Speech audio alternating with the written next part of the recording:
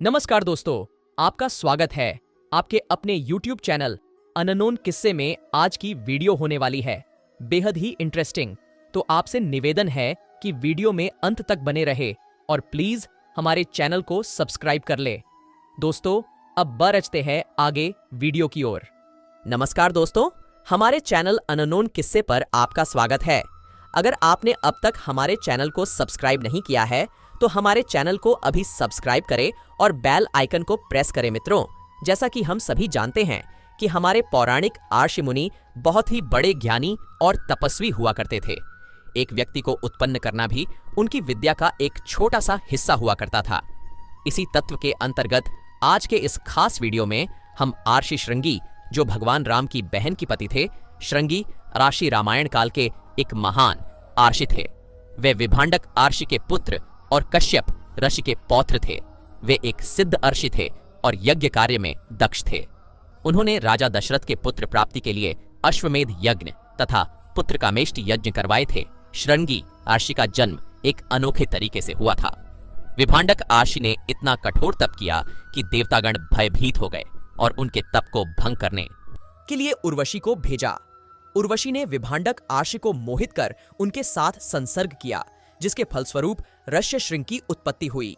ऋष्यशृंग के माथे पर एक सींग श्रृंग था, अतः उनका यह नाम पड़ा। ऋष्यशृंग का विवाह राजा दशरथ की बहन शांता से हुआ था।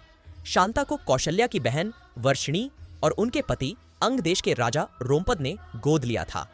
ऋष्यशृंग और शांता के विवाह से एक पुत्र हुआ, जिसका नाम श्रृंगदेव था। श्रृंगी आर्षि रामायण काल में एक महत्वपूर्ण भूमिका निभाते हैं।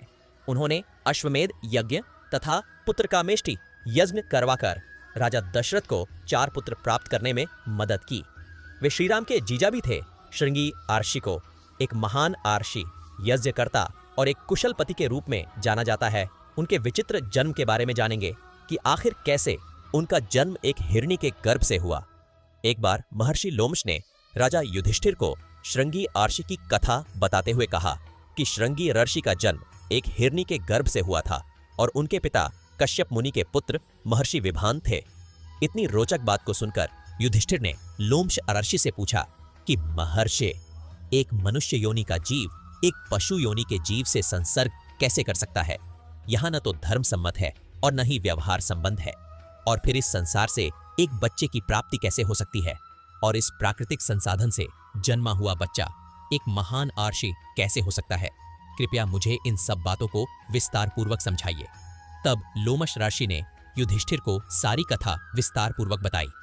उन्होंने कहा कि महर्षि कश्यप के पुत्र महर्षि विभान एक बहुत बड़े तपस्वी थे और आर्षि व भांड कठोर तप किया करते थे। उनकी तपस्या इतनी कठिन थी कि उस समय उनके जैसा तपस्या करने वाला इस धरती पर कोई नहीं था। अपनी तपस्या के प्रभाव से प्रजापति ब्रह्मा के समान वैदिक प्रमाण होते थे। उन्होंने अपने वीर को अमोघ रखते हुए इस तपस्या को प्रारंभ किया था और उसे लगातार बनाए रखा था। उनके तेज से देवताओं के मन में जलन उत्पन्न हो गई।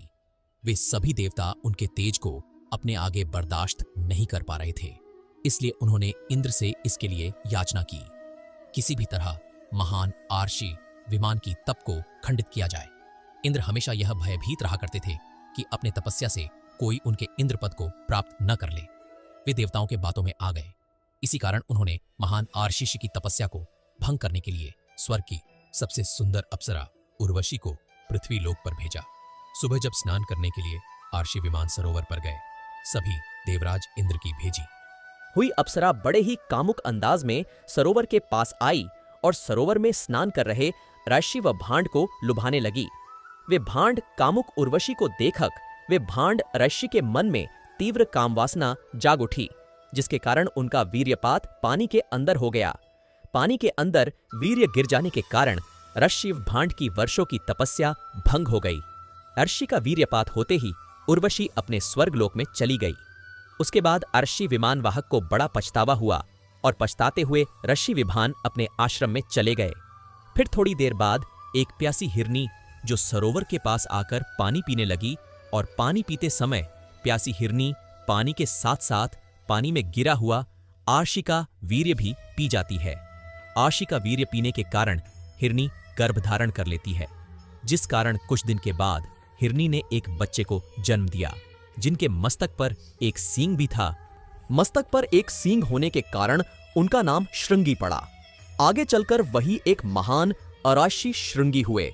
फिर युधिष्ठिर इतना सुनने के बाद लोमश अराशी से कहते हैं कि महर्षि, एक बात बताइए कि पानी के साथ वीर्य को पीने से एक हिरनी का गर्भ कैसे ठहर सकता है? यहाँ तो प्राकृतिक भी इसे किसी तरह से स्वीकार नहीं किया जा सकता है। तब महर्षि लोमश बताते हैं कि वह हिरनी कोई आम आदमी नहीं थी, बल्कि अपने पूर्व जन्म में एक देवकन्या थी। उसे श्राप मिला था कि देवकन्या से पशु योनि में अवतरित हो जाएगी।